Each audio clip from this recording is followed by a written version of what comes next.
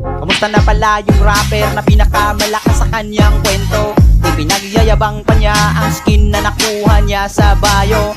Wala pa rin silbi kahit maraming skin, kung ang content naman ay classic. Skin lang naman ng malakas sa'yo, galawan AI napaka-basic. Sa classic panalo, pero kung rank game ay talo. Kala ko ba malakas ka? Try mo ngang i-core sila po na top global mo na hero. Idol na kita pag nagawa mo ito sa rank game. Pagkalaban ay napagod game, mga bara mo'y di nakakasugat. Ang babaw mo pa sumulat, di mo kumasisilat. Dahil baliktad ang gamit mong sibat, huwag ka nang mandamay ng ibang tao. Sana nakuha mo yung punto, di ka malakas boy, di ganyan mag-rap ang Pinoy.